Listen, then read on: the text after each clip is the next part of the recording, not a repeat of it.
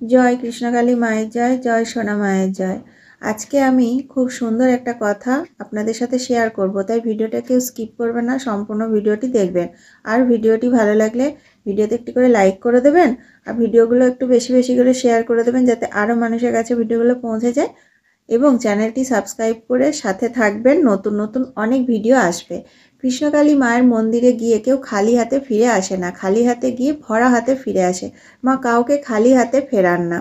কৃষ্ণকালী মা জাগ্রত, কৃষ্ণকালী মা জীবন্ত। মায়ের কাছে দূর দূরান্ত থেকে ভক্তরা ছুটে আসেন। অনেকেই মাকে স্বপ্নে দেখে মায়ের কাছে আসেন পুজো দিতে।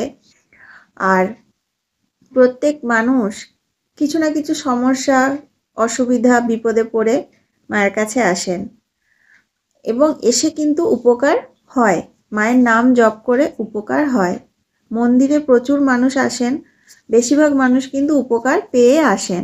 কৃষ্ণকালী মা জাগ্রত, মাকে মন থেকে ডাকলে মা ঠিক সেই ডাকে সাড়া দেন। আমি মায়ের নাম জপ করে, আমি নিজে মায়ের নাম জপ করে উপকার পেয়েছি। আজকে যে ঘটনাটি বলবো সেটি হচ্ছে যে কৃষ্ণকালী মার মন্দিরে তো প্রত্যেক দিন প্রচুর মানুষ আসেন, দূর দূরান্ত থেকে প্রচুর মানুষ আসেন। তো একটি বাচ্চা 5-6 বছর বয়স, সে কিন্তু বসতে পারতো না, হাঁটতে পারতো না। একটা 5-6 বছরের বাচ্চা তো হাঁটতে ও হাঁটা চলা করতে পারবে, কিন্তু পারতো না, একদম পারতো না। সবসময় শুয়ে থাকতো আর সবসময় কোলে করে, ওকে সেই এরকম 2 হাতে করে কোলে নিতে হতো এরকমভাবে।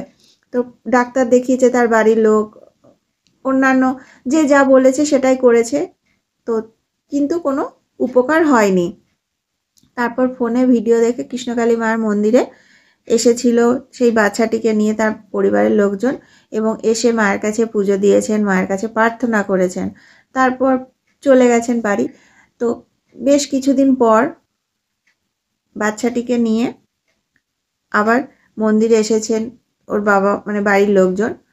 তো এখন পরে যখন মন্দিরে এসেছেন তখন বাচ্চাটি একটু একটু হলেও হাঁটতে পারছে, হাত ধরে ধরে হলেও হাঁটতে পারছে। ওর বাড়ির লোকজন বলছে যে ওকে যদি শোয়া থেকে উঠে বসিয়ে দেওয়া হয়, ও বসে থাকছে। আগে সেটাও করতে পারতো না, বসেও থাকতে পারতো না, হাঁটতে পারতো না, সব সময় শুয়ে থাকতো, তা না হলে কোলে থাকতো, তো ওই 2 হাতে করে কোলে নিতে হতো। কিন্তু এখন ওকে বসিয়ে দিলেও বসে থাকছে, একটু একটু হাত ধরে ধরে হাঁটলে ও হাঁটতে পারছে। তো এটাও কিন্তু আগে পারতো না। আগে অনেক ডাক্তার দেখানো হয়েছে, ওষুধ সব কিছু ডাক্তার যা যা বলেছে সবই করা হয়েছে, কিন্তু কোনো উপকার হয়নি সেভাবে। কিন্তু মায়ের কাছে আসার পর, পুজো দিয়ে যাওয়ার পর, মাকে মায়ের কাছে প্রার্থনা করার পর, মায়ের নাম জপ করে ওই বাচ্চাটি এখন অনেকটা ভালো আছে। তো এই ধরনের ঘটনা কিন্তু প্রচুর আছে।